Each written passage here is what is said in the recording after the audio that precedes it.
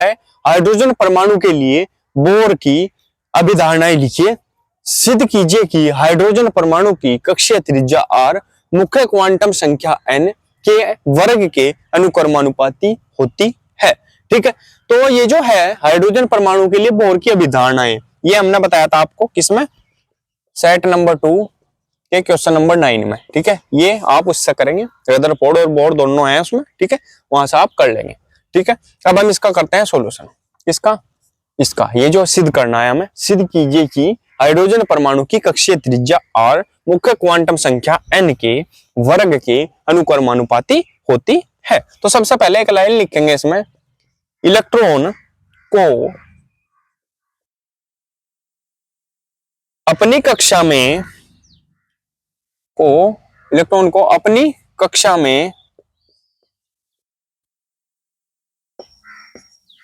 घूमने के लिए आवश्यक अभिकेंद्र बल, सिंपल तरीके से कराऊंगा बिल्कुल, नाभिक तथा इलेक्ट्रॉन के बीच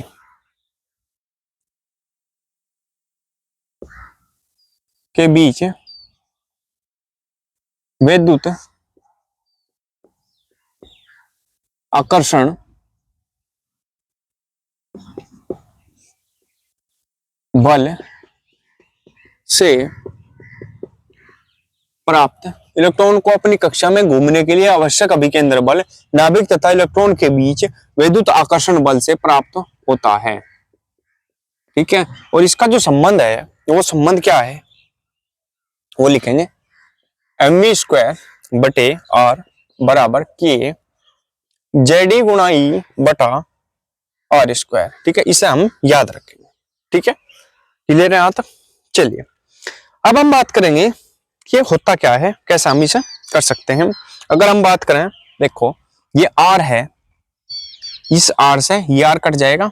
ठीक है, और हम क्या लिख सकते हैं इसे, mv² बराबर के एक ही है, कितनी हो जाएंगी, ZE² बटा क्या रह जाएगा, r रह जाएगा। लिखा जा सकता है, बिल्कुल लिखा जा सकता है, यही हमने लिख भी लिया। ठीक है, अब हम क्या करेंगे, दोनों साइड m की गुणा कर देंगे।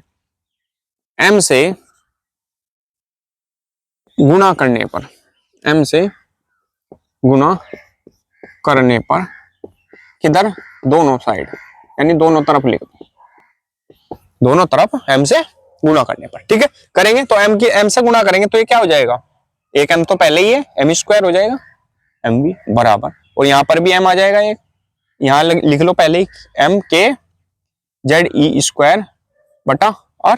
ठीक है, अब जब ये हो जाएगा तो इस m को, m का भी स्क्वायर है, v का भी स्क्वायर है, तो क्या लिख सकते हैं हम इसे, mv² लिखा जा सकता है, mv का होल स्क्वायर ऐसे लिखा जा सकता है, बराबर स्क्वायर है भाई, ये क्या लिखा जा सकता है, m के ZE² बटा r।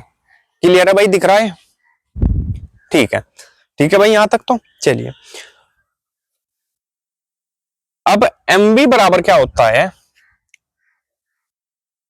mv लिख लेंगे, परंतु mv बराबर होता है NH बटे 2πr।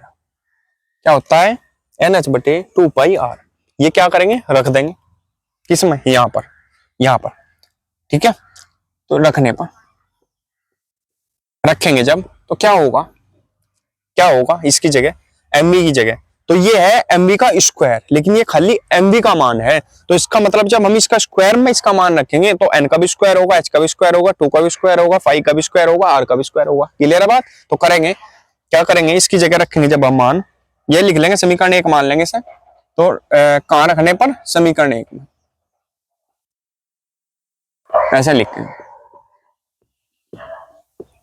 ठीक है, समीकरण 1 में रखने पर तो रखेंगे, तो ये हो जाएगा n का स्क्वायर, h का स्क्वायर, 2 का स्क्वायर, पाई का स्क्वायर, r का स्क्वायर। क्लियर है। mv की जगह क्या रखेंगे, NH बटे 2πr रख दिया हमने, लेकिन ये इसका स्क्वायर है तो इनका सबका भी क्या हो जाएगा, स्क्वायर, बराबर m के जेड ई स्क्वायर बटा आर। क्लियर है यहां तक? तो कोई दिक्कत नहीं है, ठीक है भाई। चलिए अब क्या करते हैं, ये आर से ये आर कट जाएगा, ठीक है। ये क्या हो जाएगा, एन स्क्वायर, कोई और तो नहीं कट रहा, ये हो जाएगा एन स्क्वायर एच स्क्वायर बटा 2 का स्क्वायर 4, पाई का स्क्वायर पाई स्क्वायर ही रहेगा, यहाँ पर कुछ नहीं रहा, एक आर रह जाएगा, ठीक है, बराबर एम के जेड ई स्क्वायर बटे बटे तो कुछ नहीं रहा। क्लियर है यहाँ तक? तो ठीक है भाई। चलिए अब देखते हैं ऐसे, ठीक है, यहाँ तक तो हो गया, क्लियर है ना। अब क्या हमें किसका मान निकालना, क्या करना हमें, आर का, आर को दर्शाना है कि ये एन के वर्ग के अनुक्रमानुपाती होता है, ठीक है। तो हम आर का मान निकालना, तो हम कर लेंगे इसकी क्रॉस मल्टीप्लाई। जब हम क्रॉस मल्टीप्लाई करेंगे ये कहाँ जाएगा, ऐसे ऐसे होती है, इसके बटे का मान लो, इसकी गुणा इसके साथ, तो इसकी गुणा जब हम इसके साथ करेंगे तो क्या लिखा जा सकता है, ऐसे 4 पाई स्क्वायर आर एम के जेड ई स्क्वायर लिखा जा सकता है। इसकी गुणा इसके साथ हम कर रहे हैं, ठीक है, ये गुणा है, ये क्या है, गुणा, बराबर।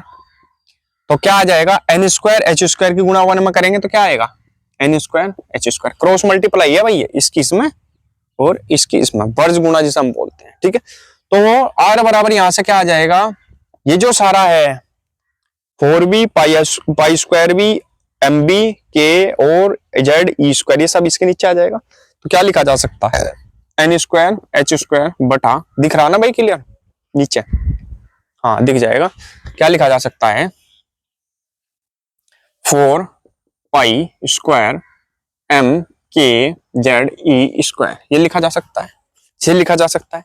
और जब ये हमने लिख दिया तो इससे क्या साबित हो रहा है कि हमें तो ये सिद्ध करना है, क्या सिद्ध करना है कि ये जो आर है मुख्य क्वांटम संख्या, ये एन के वर्ग के अनुक्रमानुपाती होती है, यानी कक्षीय त्रिज्या जो है वो मुख्य क्वांटम संख्या एन के वर्ग के अनुक्रमानुपाती होती है, ठीक है, अनुक्रमानुपाती होती है, यानी अनुक्रमानुपाती का मतलब है बराबर में होती है, देखो बराबर में है यानी समान अनुपाती है, समान है, ठीक है।